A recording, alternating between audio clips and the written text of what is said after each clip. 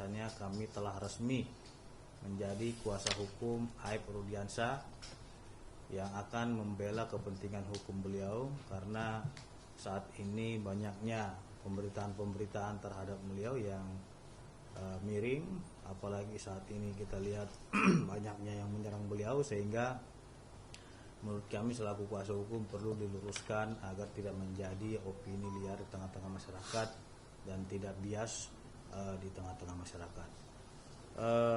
Untuk itu akan satu dijelaskan oleh Ibu Ketua Umum terlebih dahulu ya, baru nanti Bu Indrianti. Waktu dan tempat kami persilakan kepada Ibu Ketua. Terima kasih Pak Ditra Ramadhani sebagai sekjen saya DPP Perhati. Kami akan sampaikan bahwa mengapa Aib Rudiansyah memerlukan pendamping kuasa hukum, karena Aib telah mendapatkan tekanan-tekanan dan menimbulkan ketakutan dari pemberitaan negatif dan sudah dilaporkan oleh tim dari yang bersama dengan Dede dan kawan-kawan, yang tentunya wajib kita bantu, karena tujuan melaporkan, tujuan mengintimidasi dan mencari-cari seperti seorang buron kepada klien kami ini, tujuannya hanya satu, memaksa agar Aib mencabut keterangannya yang telah dibacakan dalam persidangan di bawah sumpah ya. Dan Aib yakin dan memang itu fakta yang sebenarnya, karena dia bersama-sama dengan Dede. Dan karena itulah kita wajib mempertahankan kebenaran dan keadilan tersebut. Segala usaha-usaha dari pihak tersebut, selain mendatangi orang tuanya, bapaknya Aib dengan tujuan menekan, mengintimidasi, menakut-nakuti untuk memberitahu kemana keberadaan Aib ini. Dan kemudian karena bapaknya menolak, mereka terus mencari Aib menghilang, Aib menghilang. Kan tentu kalian sudah tahu semua. Setelah memberikan kuasa pada kami, ada gerakan yang lebih maju, yaitu pihak mereka mendatangi RT, dan RT ini mempengaruhi pamannya Aib.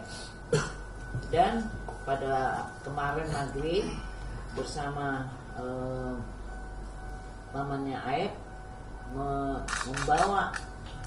membawa orang tuanya Aib dan sampai ke rumah seseorang yang sudah kami laporkan, lagi dilaporkan oleh kami, dan yang sampai sekarang belum pulang, di mana Aib menjadi stres.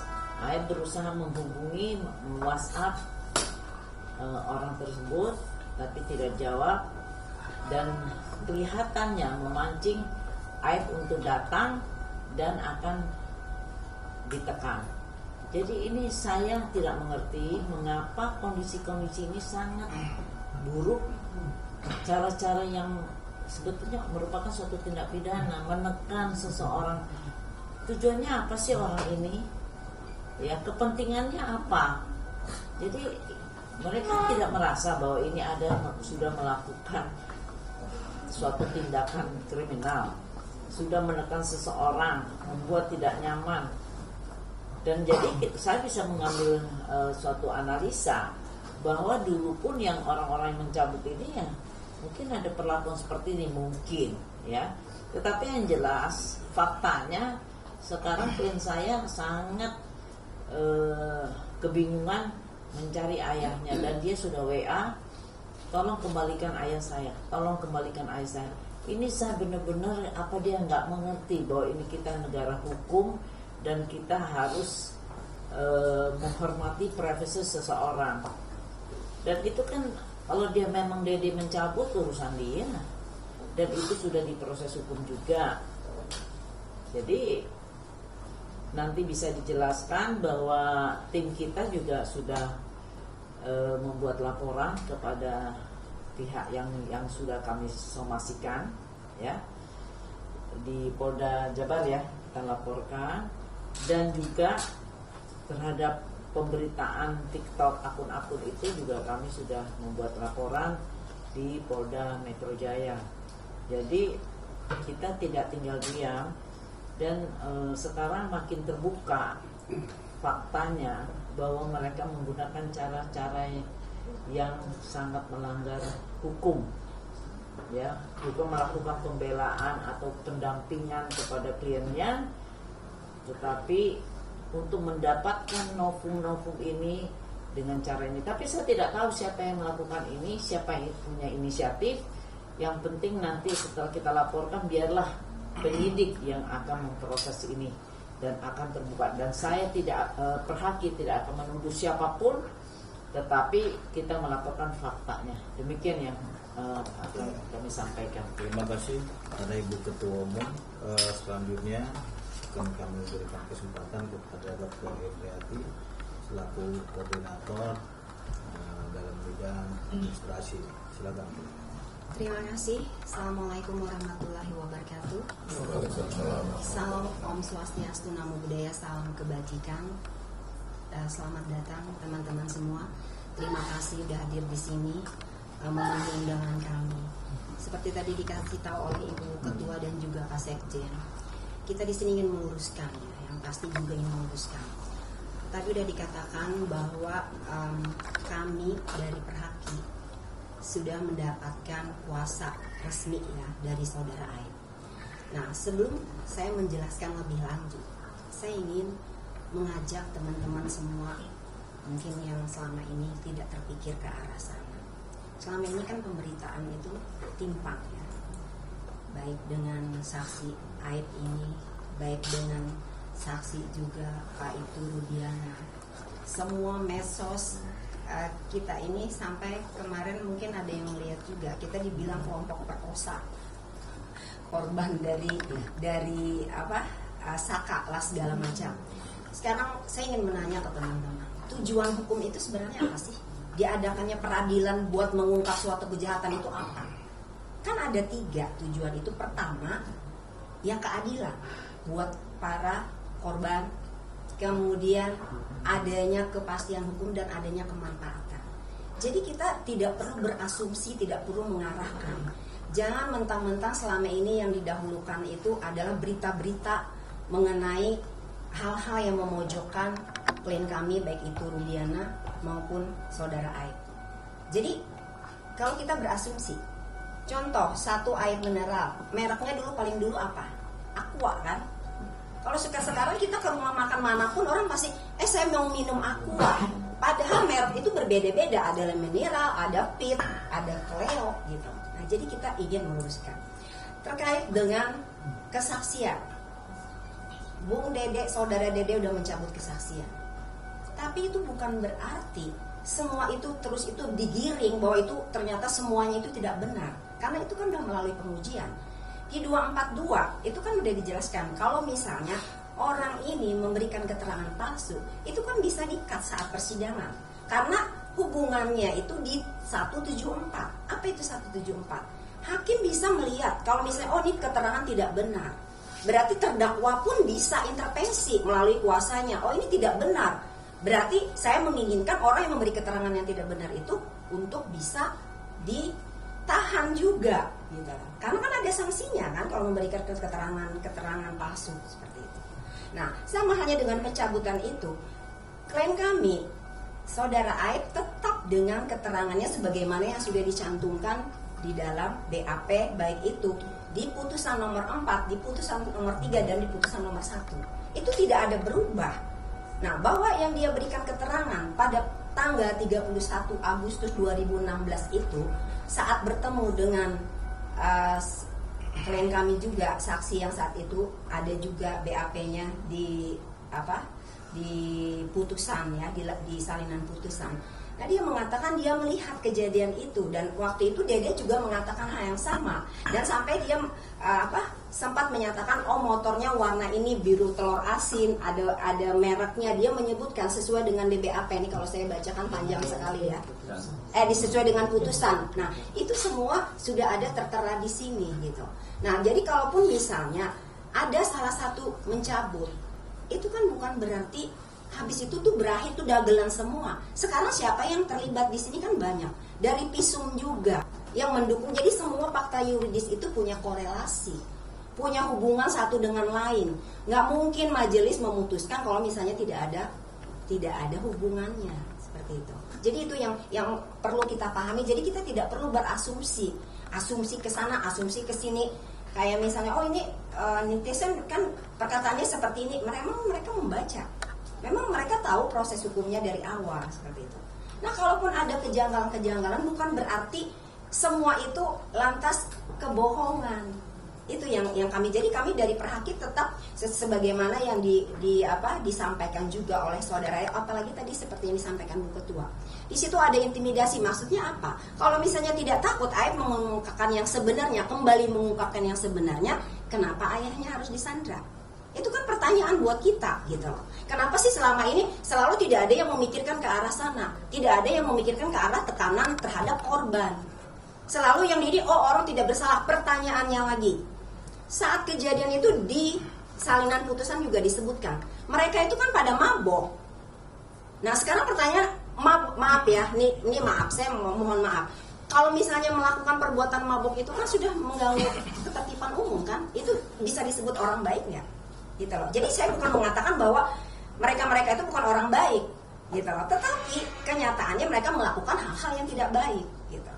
Nah, jadi itu perlu diberikan pertimbangan juga. Jadi jangan sampai ini jadi bias karena adanya, kita sih tidak menuduh siapapun ya, betul, kita tidak menuduh siapapun. Tetapi tolong segala sesuatunya kita kembalikan ke konteksnya.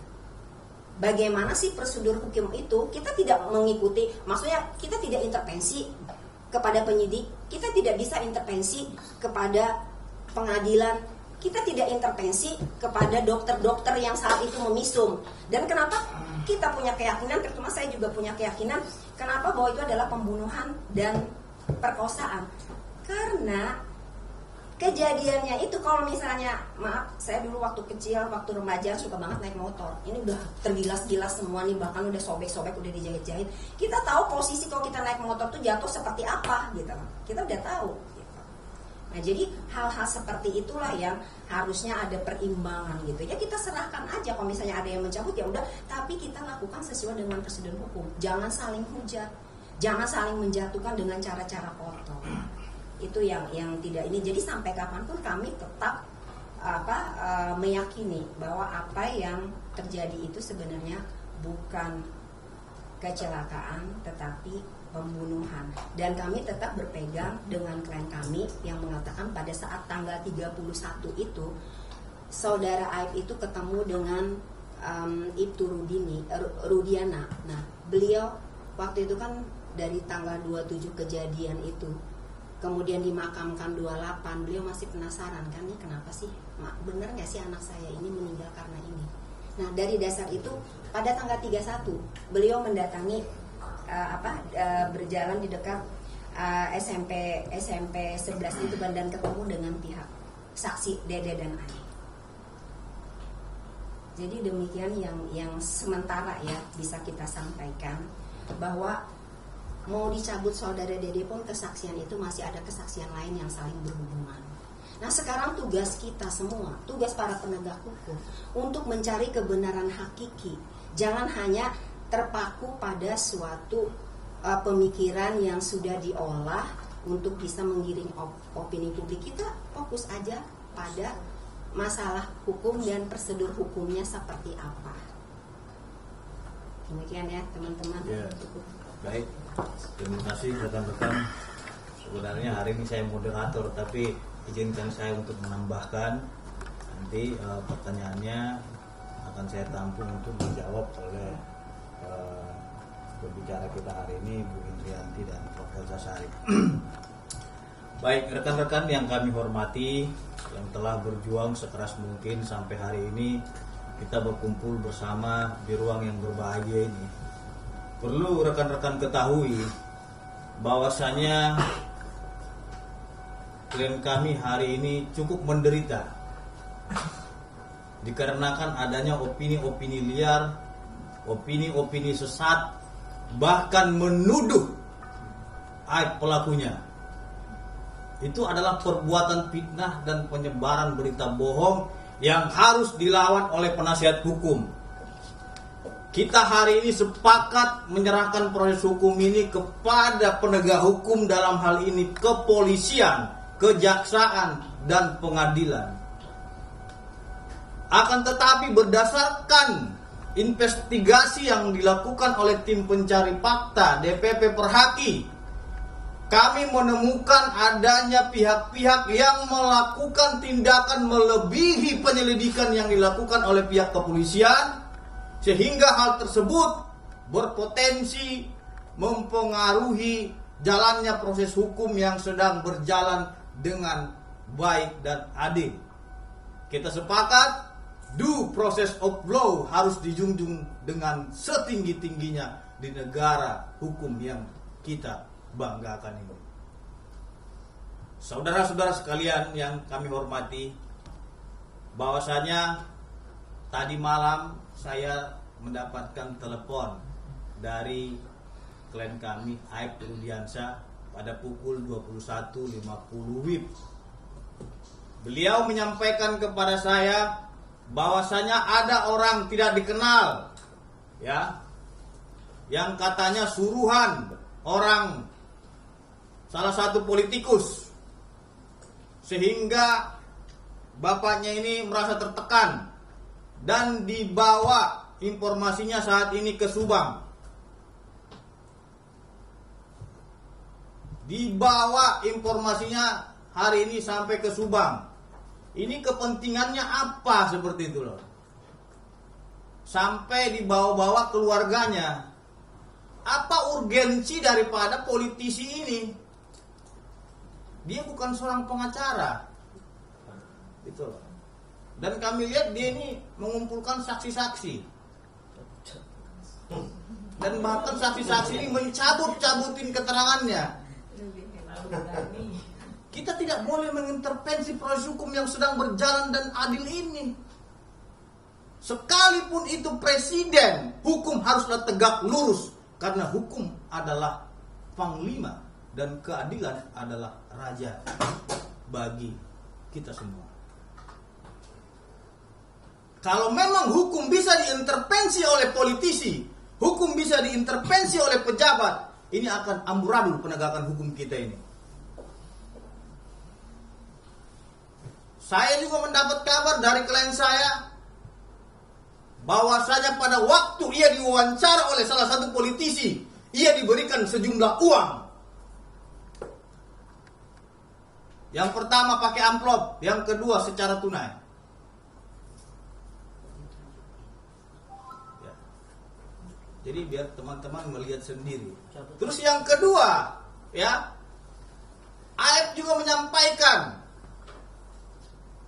keluarganya, dalam hal ini bapaknya juga diberikan uang oleh salah satu politisi yang ikut nimbrung dalam kasus ini.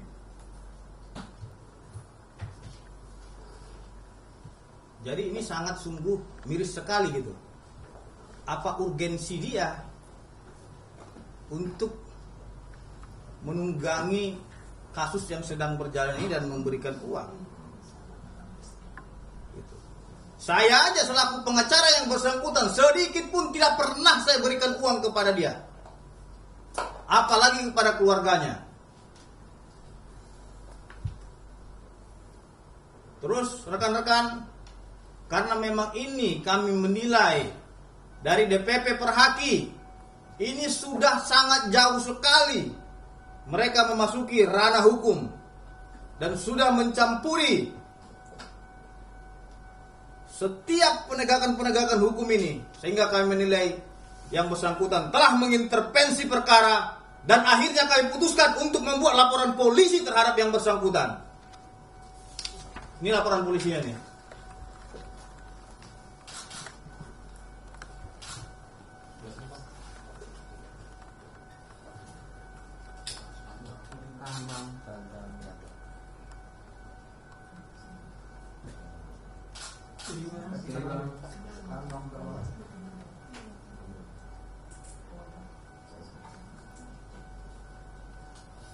Dan identitas pelapor mohon diburamkan demi kepentingan privasi pemberitaan.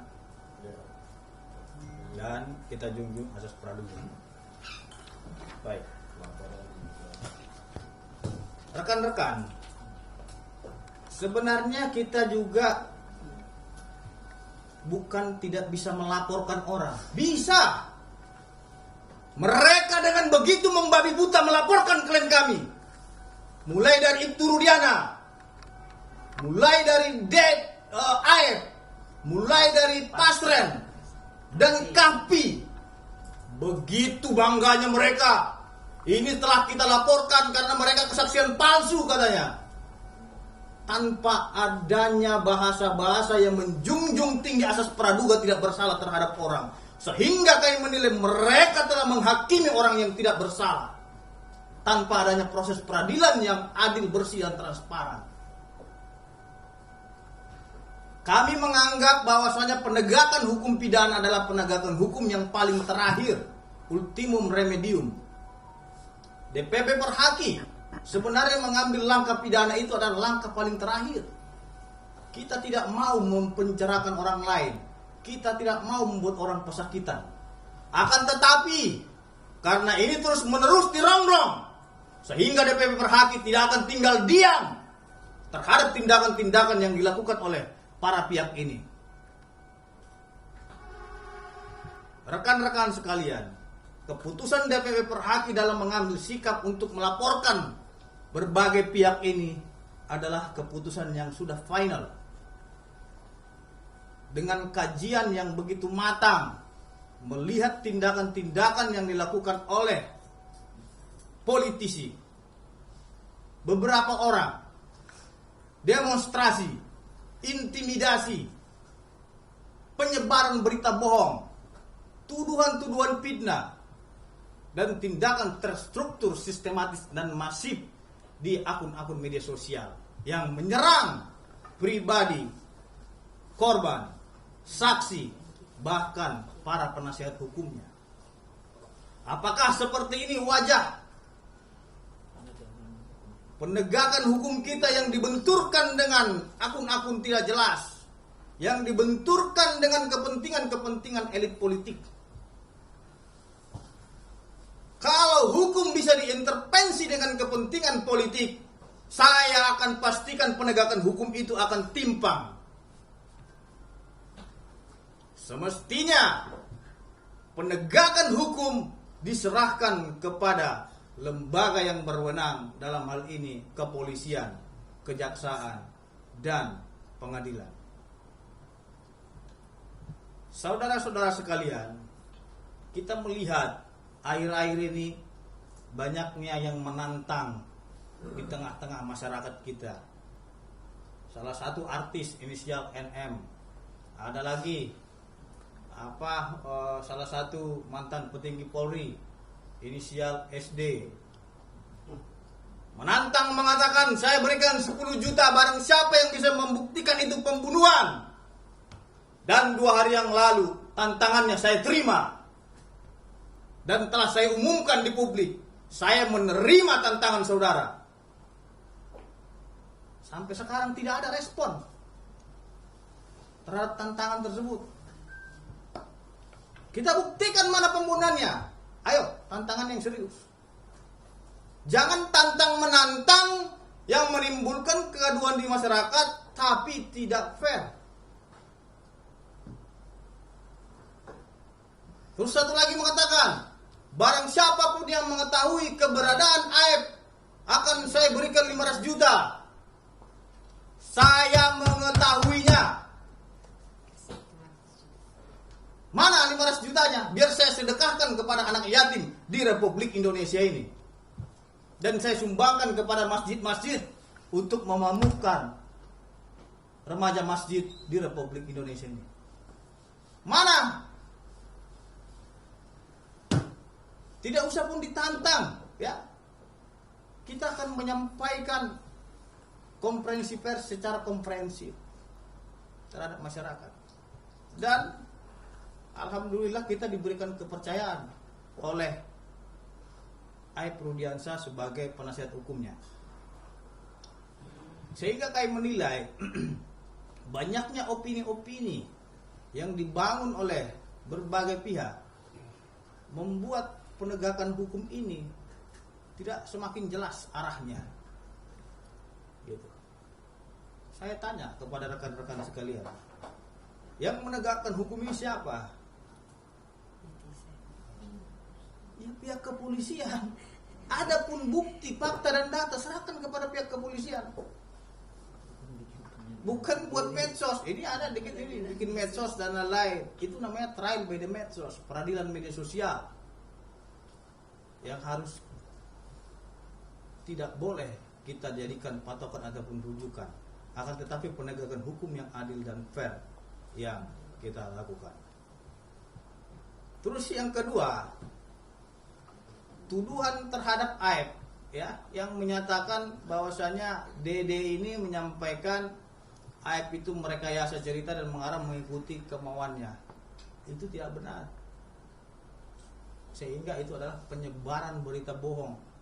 Karena memang tuduhan-tuduhan tudingan Aib ini kepada Dede ini kepada Aib, sehingga resmi kita lapor ke polisi dengan pasal 28 junto pasal 45 Undang-Undang ITE, menyebarkan berita bohong dengan ancaman pidana di atas 5 tahun. Yang tadi sudah saya sampaikan kepada rekan-rekan sekalian. Jadi teman-teman, saya ingin menyampaikan beberapa hari lalu saya bertemu dengan saudara Aib. Sekaligus saya tanya terhadap beliau, mungkin ini bisa dilihat.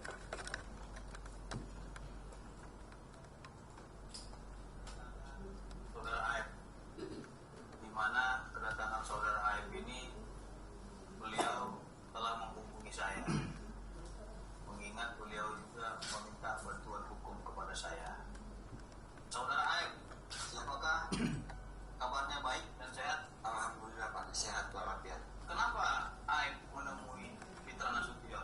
Apa yang menghendaki saudara sehingga saudara menemui saya? Ya, kebetulan kemarin itu saya melihat berita Bapak muncul yang katanya ingin memberikan bantuan hukum kepada saya. Ya, pertama saya mengucapkan terima kasih banyak kepada Bapak untuk berkenan ingin mendampingi saya.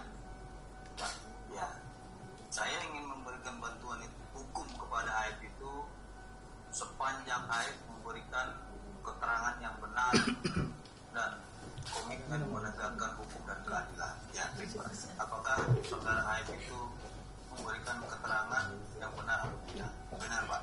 Oke, baik, saudara Aib.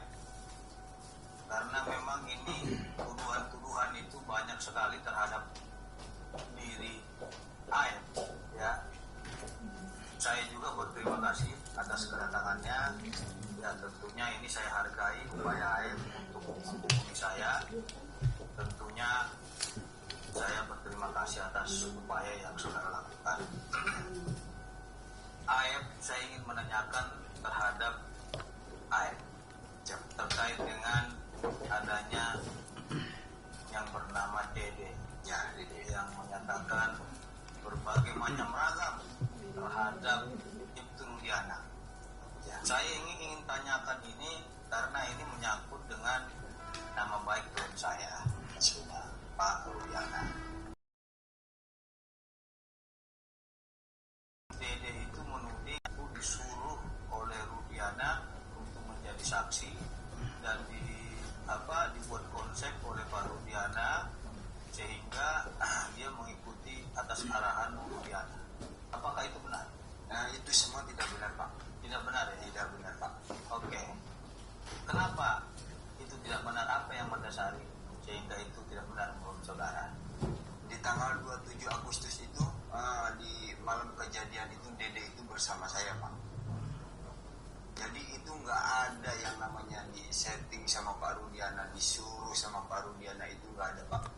Itu sudah dari kepribadian saya sendiri Pak. Apa yang saya tahu saya ucapkan di situ Pak. Oke. Ini saya dengar informasinya katanya tanggal 31 Agustus itu bahwasanya tidak ketemu dengan Rudiana, benar nggak itu? Tidak, benar Pak. Jadi tanggal 31 Agustus itu Aib sama Dede ada ya? Ada Pak, ada. Di mana Aib dan Dede pada tanggal 27 Agustus, 31 Agustus? 31 Agustus itu saya di Polres Pak. Ya, gitu. Saya dipanggil ke Polres untuk dimintai keterangan di situ Pak oleh penyidik. Saya ingin tanya kepada Aib itu sekali lagi, apakah benar Bapak Rudiana itu menjemput saudara Dede ini agar dimintai keterangan, dan di dalam mobil katanya diarahkan oleh Bapak Rudiana agar dia menjelaskan ada aksi lempar-lemparan, kejar batu, ada pemukulan bambu dan lain sebagainya macamnya. Itu keterangan si Dede ini benar nggak itu? Tidak benar Pak. Rudiana. Keterangan si Dede itu tidak benar Pak. Tidak benar ya? Ya. Sama sekali Pak Rudiana tidak benar. tidak pernah menjemput dia ya? Tidak pernah Pak.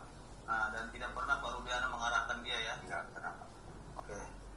Nah, satu lagi, saya dengar itu saudara Aib kata dia saudara Aib itu meminta dia untuk mengantar ke Polsek atau Polres kan gitu. Nah, terus tiba-tiba sampai di Polsek kamu jadi saksi gitu tadi gitu. Tidak benar itu Nah, juga Pak. nanti kamu ikuti saya aja. Nanti kamu bilang begini. Jadi dia mengikuti Aib dan Rudiana katanya. Benar nggak itu? Tidak benar Pak. Itu semua bohong Pak. Jadi nggak benar bahwasanya Aib mengarahkan Dede ini untuk memberikan keterangan ya? Tidak benar Pak. Nah, pada waktu malam 27 Agustus 2016 itu Dede melihat nggak itu pelemparan itu dan kejar-kejaran itu? Melihat Pak. Melihat ya? Jadi di tanggal 27 Agustus itu Dede itu bersama saya Pak. Jam 10 malam itu saya kebetulan di rokok sama beliau Pak.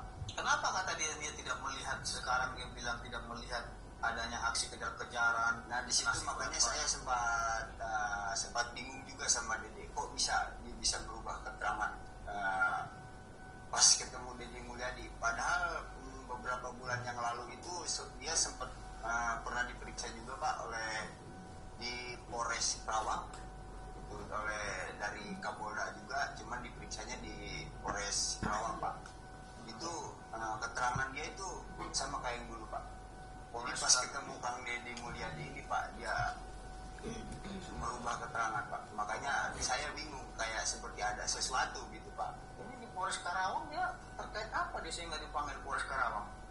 Kebetulan yang manggil bukan dari Polres Karawang Pak, yang manggil dari Polda, cuman ininya di Polres Karawang. Jadi sekalian jemput saya di Cikarang gitu Pak. Kebetulan kan tadinya kan saya mau dimintai keterangan juga di sana, tadinya mau di Cikarang. Kebetulan di Cikarang banyak gitu Pak. Jadi digeser lah, dipindah di Polres Karawang gitu Pak. Terkait apa dia dipanggil yang saudara ketahui? Ya terkait kejadian 2016 Pak. Soal keterangan Dede sama saya gitu. Oke. Hanya ada satu kata, lawan. Jadi teman-teman, itu tadi keterangan daripada Dede. Ya mungkin rekan kita ini karena terlalu semangat ingin menegakkan keadilan sehingga dia Jadi kaget ya, kita hormati dan hargai itu. Jadi rekan-rekan sekalian, bahwasanya bukan hanya Aib saja yang didatangi oleh beberapa pihak, ya, ada banyak juga yang didatangi. Akan tetapi Aib ini tidak ada sedikit pun kata untuk merubah keterangannya ataupun mencabut keterangannya, karena ia merasa apa yang ia alami, ia ketahui, itulah yang ia lihat dan itulah yang ia pertahankan, dan bahkan dia juga menyatakan berani dan siap disumpah di bawah Al-Quran.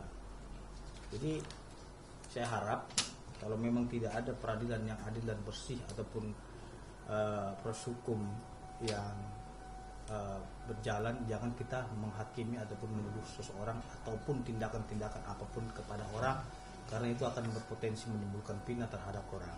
Mari kita menjunjung tinggi atas praduga terhadap siapapun sepanjang tidak ada putusan yang telah berkekuatan hukum tetap dan ingkrah yang menjatuhkan ataupun menyatakan seseorang bersalah.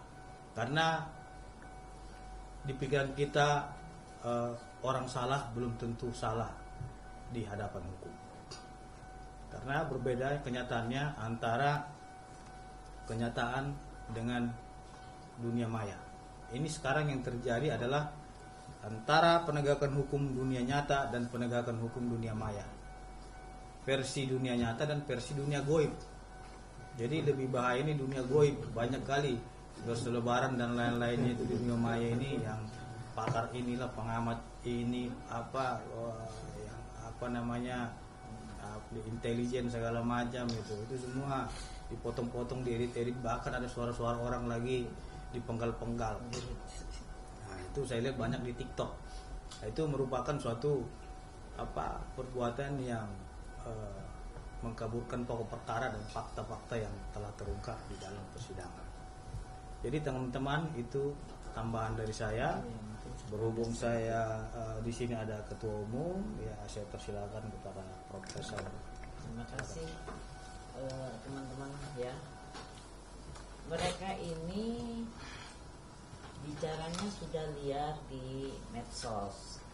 Perlu diketahui, yang tetap kita akui secara hukum adalah putusan yang telah mempunyai kekuatan hukum tetap dan belum pernah berubah ya. Nah, sekarang pertimbangan dari hakim itu berdasarkan fakta yuridis, bukan BAP yang selalu didengung-dengungkan, bukan juga fakta persidangan ya. BAP ini udah dicabut oleh para terpidana, ada 3. Jadi itu membuktikan bahwa BAP itu hanya pengantar. Jadi jangan selalu mengucapkan soal BAP, karena sekarang sudah namanya putusan yang telah mempunyai kekuatan hukum tetap. Pertimbangan hakim adalah berdasarkan dari faktor yuridis, yaitu persesuaian dari keterangan saksi-saksi, saksi mahkota, petunjuk maupun surat-surat ahli dan segalanya, yang mana udah saling berkaitan, dan itulah yang menjadi pertimbangan memenuhi unsur-unsur dari pasalnya. Mereka selalu mengatakan satu keganjilan, namanya perkara ya. Kalau mau dibilang ganjil sini, ganjil situ ya boleh-boleh aja. Kenapa nggak bilang genap? Yang jelas semuanya ganjil asumsinya sendiri. Sekarang sudah memberikan keterangan di bawah sumpah. Apakah itu di bawah sumpah di depan penyidik dan sudah dibacakan oleh jaksa, ataukah benar-benar datang ke pengadilan di bawah sumpah? Itu udah nggak bisa dicabut lagi karena sudah inkrah. Ini udah pengadilan, udah sampai banding dan kasasi dan sudah mempunyai kekuatan hukum tetap. Tiba-tiba datang ke notaris menyatakan saya mencabut. Bagaimana akal hukumnya? Ya, mencabut di depan notaris. Notaris itu siapa? Ya kan? Kalau memang benar dia melakukan pencabutan, harus dalam proses hukum yang sampai inkrah juga. Ini kan enggak. Jadi terlalu sangat nggak mengerti hukum ya, saya bilang benar-benar tidak mengerti hukum. Jadi seenaknya aja pergi ke notaris, saya mencabut, terus itu menjadi novum. Nggak bisa, itu harus proses. Sedangkan putusan itu melalui proses sampai inkrah. Jadi itu yang saya satu. Kemudian mengatakan bahwa ini kecelakaan. Saya ingin tanyakan, karena di situ ada tiga dokter, satu dokter visum, yaitu waktu itu dilaporkan kecelakaan, jadi visumnya masih visum luar, ya, yaitu dokter Rahma dan dokter Ihda. Dari dokter Ihda ini sudah pun terlihat ada namanya trauma tajam di tubuhnya Vina, ya kan? Nah, terus itu ada trauma terbuka, ya, di wajahnya Eki almarhum. Di dadanya ini memang trauma tumpul, tetapi di luka-luka terbuka ini itu trauma tajam. Nah, kemudian di dokter Ida yang memeriksa almarhumah itu adanya darah segar yang mengalir, yang dinyatakan bukan menstruasi, bukan aborsi, karena tidak adanya keluar gumpalan-gumpalan parut dalam darah tersebut, tapi darah segar. Nah itu waktu visum luar karena kecelakaan. Ini saya perlu tegaskan, karena ini jangan diputarbalikkan. Ini dosa loh kita mengatakan sesuatu kecelakaan dibilang pembunuhan, pembunuhan dibilang kecelakaan. Dan itu kita mereka ini dibawa sumpah, kemudian kan dikubur 9 hari itu kan dikeluarkan, sudah membengkak semuanya, dan itu diperiksa oleh dokter forensik namanya Dokter Adri Nur Rahmat. Nah jelas-jelas Dokter Nur Rahmat itu menjelaskan di tubuhnya dari almarhum Vina itu sudah ada namanya trauma benda tajam, yaitu ternyata di pipi sebelah kanan itu trauma benda tajam di pipi ini, dan sudah dijahit, bukan trauma benda tumpul. Di lain tempat benda tumpul, tetapi di sini benda tajam. Jadi jangan bilang nggak ada benda tajam, nggak ada tusuk ini, nggak ada tusuk itu. Jelas itu forensik harus kita, karena dia profesional dan memang keahliannya di situ. Kemudian di tangan kirinya punggung itu disayat dengan benda tajam, tertulis V. Nah ini kan sesuatu dendam. Memang nama dia Vina, ditulis di sini V. Padahal sudah membengkak semua badannya itu ya. Dan kemudian yang paling tidak bisa dipungkiri, walaupun sudah 9 hari, di dalam tubuhnya masih ada sperma. Apakah kecelakaan itu ada sperma? Tiba-tiba dia celaka, tiba-tiba sperma mana masuk di dalam Vina itu masih ada.